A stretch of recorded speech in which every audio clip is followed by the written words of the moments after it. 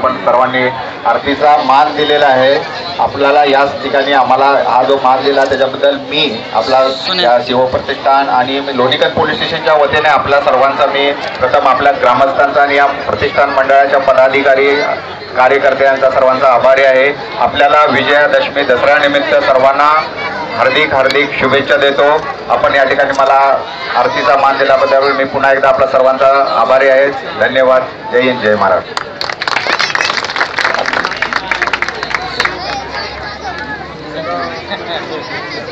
यानंतर रमेशजी टाकळते।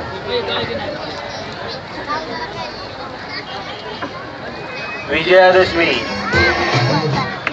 खरं तर हा मुहूर्त सगळ्यांच्या तनामनात इतका रुजला की प्रत्येक शुभ काम या मुहूर्तावर करावं असं प्रत्येकाची मनोमन इच्छा। इतिहास काळातील दसऱ्यामध्ये तर प्रत्येक मोहिमा याच दिवशी निघायच्या।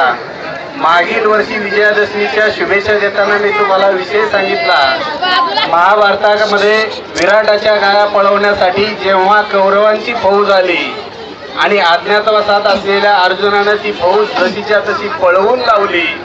पळवून लावल्यानंतर तो दिवस हा होता त्यावेळी भगवान श्रीकृष्णानं गीतेचं सांगितलेलं सार मी तुम्हाला सांगितलं।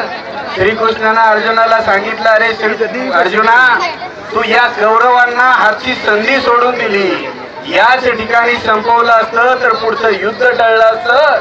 कारण श्रीकृष्णानं सांगितलं, दुसऱ्याच्या बाया, दुसऱ्याच्या गाया, दुसऱ्याची संपत्ती आणि दुसऱ्याचं धन अनाधिकाराने ओरबडणारे बळकावणारे वधास पात्र आहेत आणि मी त्याचाच वध केला ज्याने हे 4 अपराध केले। असा गीतेचा सार मी तुम्हाला सांगितला। आजच्या दिवशी मी त्याचा संदर्भ देऊन या ठिकाणी महिला मंडळी खूप आलेली आहेत। प्रत्येक जण घरी ओवाळायला गेल्यानंतर महिला ओवाळताना म्हणतात, खेळत खेळत गेले दर्याच्या काठी, आणलं माणिक मोती लावा आमच्या ताटी।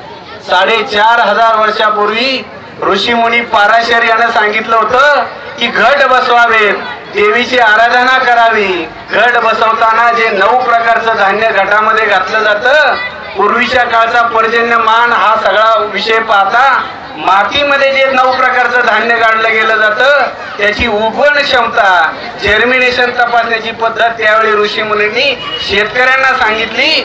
पर्जन्यवृष्टी अति झाली असेल, मातीचा पोत खराब झाला असेल तर शेणा मातीमध्ये रुजलेलं बियाणं रब्बी हंगामामध्ये पेरताना वाया जाऊ नये म्हणून त्याचं